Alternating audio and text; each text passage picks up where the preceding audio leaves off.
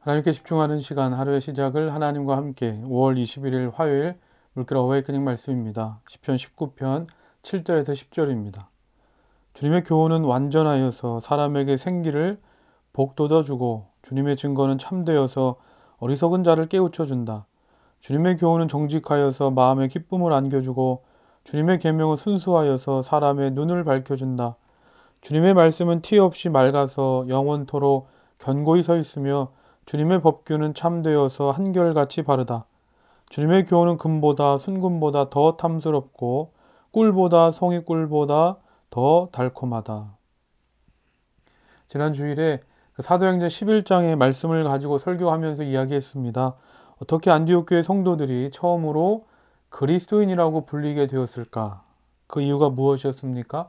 안디옥 교회는 한 가지, 바로 이 하나님의 말씀에 집중했기 때문에, 하나님의 말씀에는 우리가 무엇을 위해 살아가야 하는지, 그리고 어떻게 살아가야 하는지, 그리스도인으로서의 존재와 정체성에 관한 모든 것들이 다 담겨 있기 때문입니다.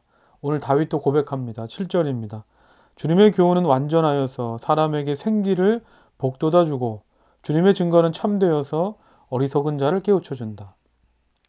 하나님의 말씀이 사람의 생기를 복돋아준다는 겁니다. 개역개정 성경에서는 내 영혼을 소성시켜준다고 말합니다. 생기를 복돋아준다, 영혼을 소성시켜준다 라는 이 말의 뜻은 쉽게 말해서 내 영혼을 살리고 새롭게 한다는 겁니다. 히브리서 4장 12절입니다. 하나님의 말씀은 살아있고 힘이 있어서 어떤 양날 칼보다도 더 날카롭습니다.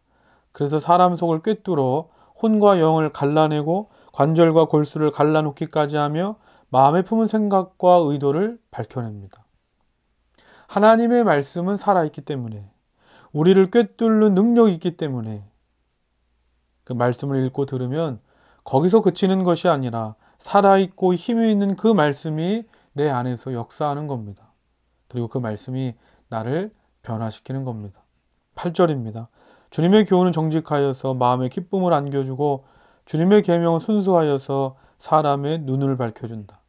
그저 말씀을 읽고 들은 것밖에 없는데 내가 지금까지 보지 못했던 걸 보게 되는 겁니다.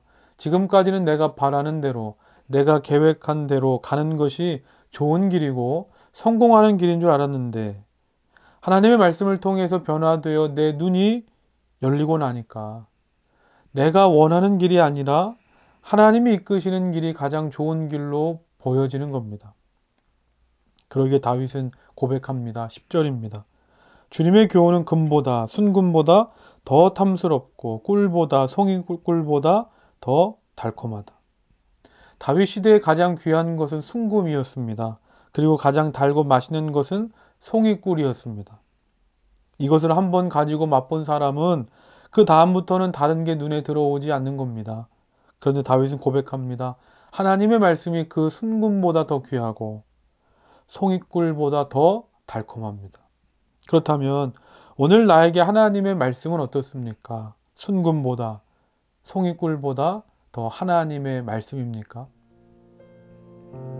묵상하고 기도합시다.